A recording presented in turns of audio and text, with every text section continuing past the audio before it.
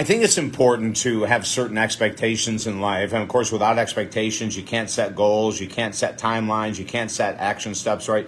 So expectations about achieving a certain amount of money or a certain body size or weight, expectations about having a certain type of partner, or expectations about having a family, or expectations about moving, or expectations about getting closer to God, or expectations about dropping alcoholism or any other dependency or addiction. These are all important to set a goal. You have to have an expectation, right? But what we have found over the years is individuals that hold on to those expectations that become extremely rigid in life, it destroys our joy. Hey, David Essel here for 45 years now as a #1 best-selling author, counselor, all-faith minister, master life coach. The list goes on and on and on. We've talked about this, and I've gotten hung up in this big time, expecting to make millions of dollars in the 80s. I remember I had, just like probably a lot of people back then, signs all over my house, and the office in my house, and the living room, and the kitchen. I earn $1 million a year. I have homes in Bali, blah, blah, blah, blah, blah. All the nonsense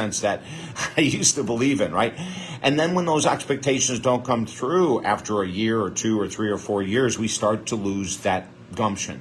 We start to lose that fight. We start to lose that determination. And many times it happens much quicker than that. We are an age of instant gratification. People expect to take that damn green tea pill and lose body fat, for God's sake. It just isn't that easy, right?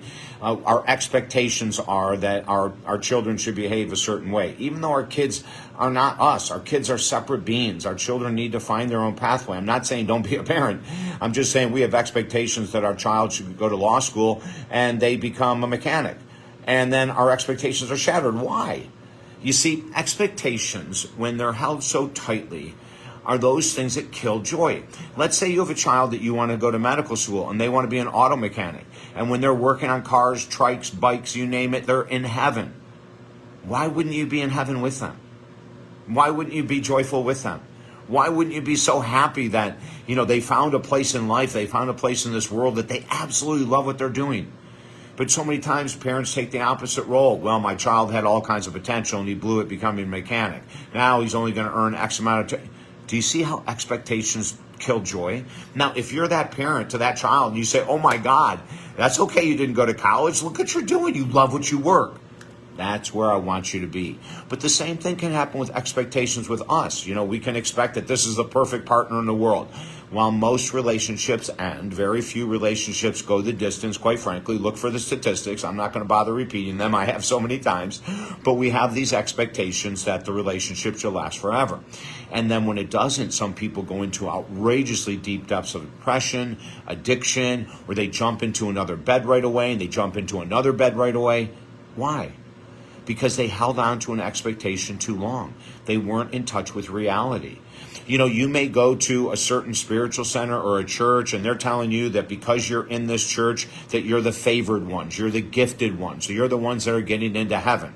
Well, you have that expectation. Well, here's the thing, because I have a client in one of those type of churches that he says, I really don't have to do much. I just have to show up Sundays. I have to go and I have to share my story, my testimony online whenever I can, and I'm guaranteed to get into the pearly gates. Huge, high expectations. Now, I'm not an expert on the pearly gates, but I can tell you from what I know, just going to a church every week isn't going to be enough to get you into the pearly gates if you have to earn your way in, for God's sake. As a matter of fact, my belief system is that everyone gets into the pearly gates. I really believe that. I'm not going to get into a huge discussion right now. But if your expectation is that you're only going to get into heaven if you're in this type of religion, that's an extremely negative view of life. It's an extremely unrealistic view of life. And yet there are churches that will shove this down your throat and do everything in the world to convince you that they're the only ones that have the pathway to God. It's just like crazy, right? So if you have that expectation, then let's say you leave the church. Oh my God, if you've bought into the nonsense, you're going to think that you don't have a chance to get into heaven. You're already there. Here's the secret. I know I'm going to blow it for a lot of people, but if you're alive, you're already in heaven. All right, let's go on to the next one. Expectations of our partner. We have to be able to be understanding that when we're in a relationship with someone totally different than us, with different belief systems, different upbringings, different everything, right? And so when we have expectations and we don't speak them out, that we believe that as my partner you should do this and as my partner you should do that, if we don't speak them, we can get extremely frustrated and we can self-sabotage the relationship. I know in the past, even when you speak your expectations, the relationship may not work. I remember a long time ago, a woman when I were dating and she wanted to move in with me, and I said, hey, not a problem, but let me tell you something, I don't support women. You have a job, you have money, there's no reason for me to pay for all the bills. So if you want to live with me, great, come on, move in with me, not a problem. We'll just split the rent or the mortgage and we'll split this and we'll split that. And she freaked out. She had an expectation that men are supposed to pay for everything. So we got into this very heavy discussion, and then all of a sudden I found out that her past boyfriends bought her this and did that. And I just said, hey, honey, listen, I mentioned from the beginning, don't have that expectation that I'm going to take care of you for the rest of your life, that you don't have to work. You can just sit at home eating bonbons, and I'll bust my ass just for you to hang out. That's just not going to happen. Now, if you want to be a partner because you and I are equal and you make a little less money than me, but not much, you've got a great job, let's be partners.